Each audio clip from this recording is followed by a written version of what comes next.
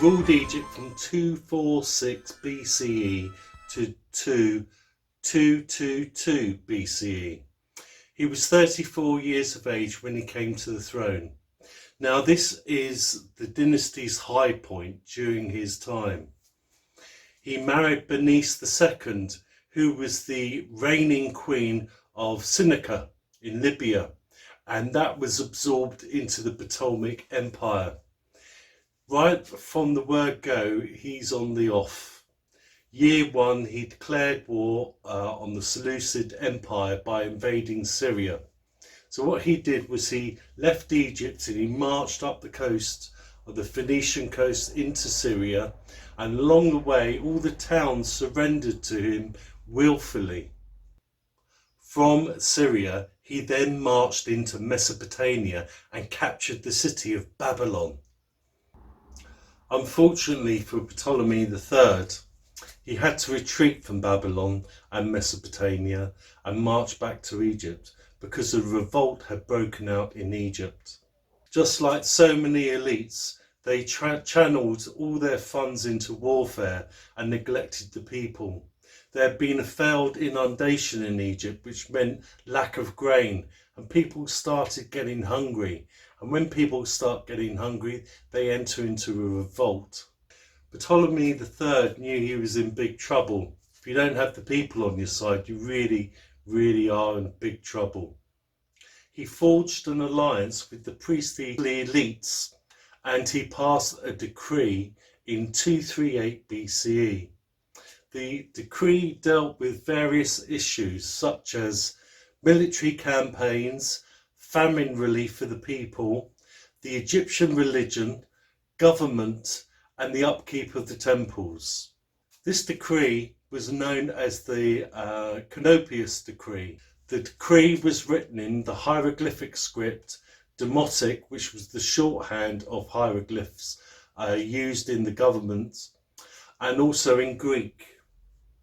It was recorded on various stelae throughout the country so that people could see the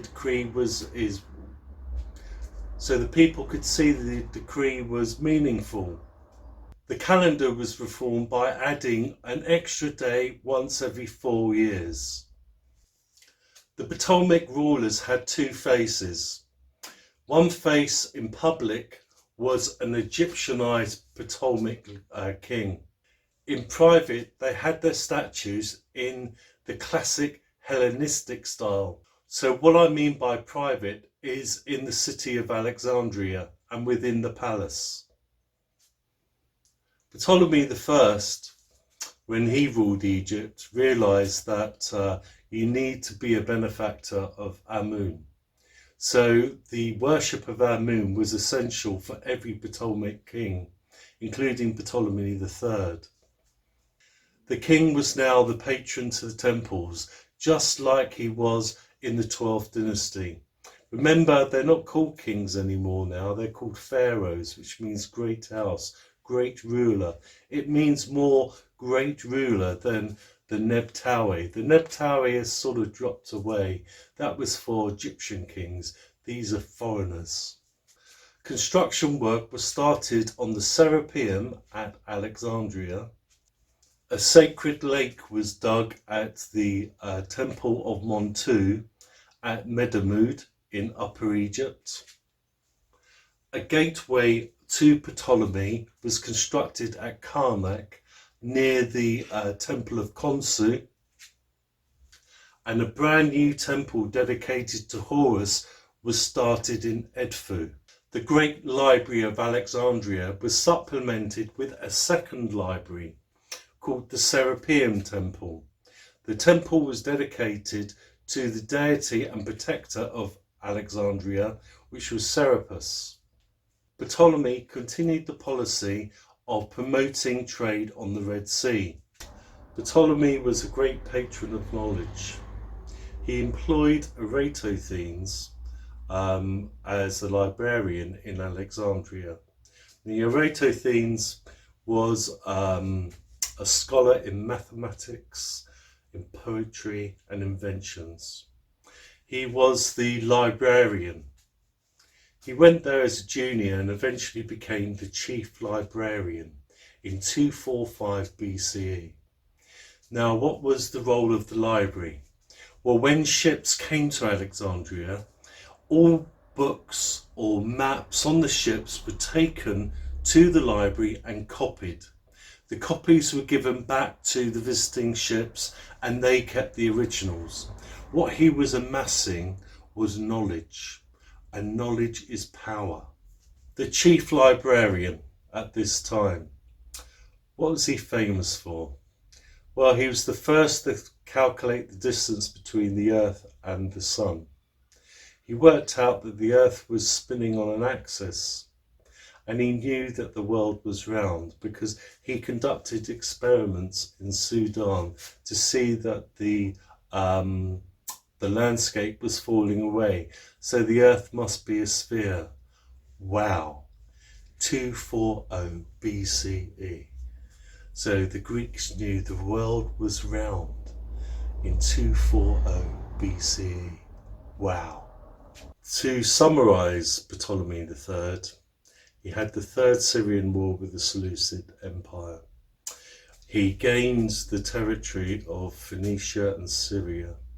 He encouraged trade on the Red Sea, and he invested in knowledge by constructing a second library and a temple in Alexandria for the protector, who was Serapis. The king died at the age of 58. Now, in the ancient world, in Egypt, they're dying between 35 and 40 because of the bilharzia worm in the River Nile. In the rest of the so-called civilized world, if you got to 40 or 45, you were lucky.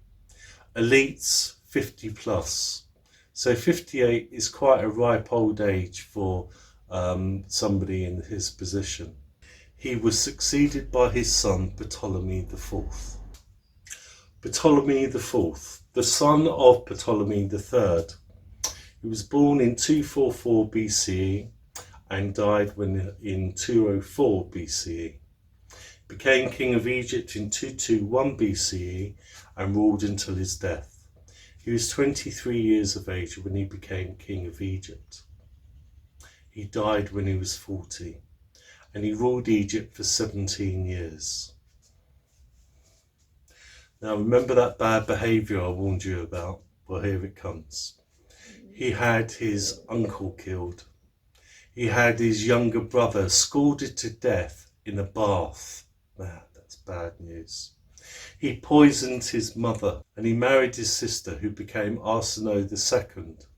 It was said that two courtiers ruled Egypt. Ptolemy IV was only interested in luxury, maybe later on, but in his year one he was busy. The Seleucid Empire had regained a foothold in Syria. Ptolemy IV was determined to get Syria back into its realm of influence and protection. So in year one, he started the fourth Syrian campaign with the Seleucid Empire. So that's 219 BCE to 217 BCE. The army landed in Syria and gained a great victory over the Seleucid Empire and recaptured the territory. The Seleucid Empire sued for peace, and a treaty was drawn up between the Seleucid Empire and Ptolemy IV. He returned to Egypt in victory. His foreign policy was to have friendly relations with Carthage and Rome. Carthage and Rome were engaged in the Second Punic War, led by Hannibal. In 210 BCE, his son Ptolemy V was declared his co-regent. He was 6 years of age. 4 years earlier, there had been another Egyptian revolt in Egypt, but this time for 2 years. The rebels had captured the city of Waset, which the Greeks now called Thebes. The leader of the revolt was crowned king of Egypt. During this time, the Kushites regained their 12 miles of gold mines, which had been captured during the reign of Ptolemy II. In 204 BCE, Queen Bernice II was divorced by her husband, Ptolemy IV, and possibly murdered.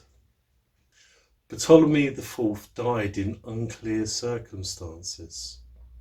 His son, Ptolemy V, succeeded him and was proclaimed king by the two courtiers. And that brings us to the end of these two Ptolemies, Ptolemy III and Ptolemy IV.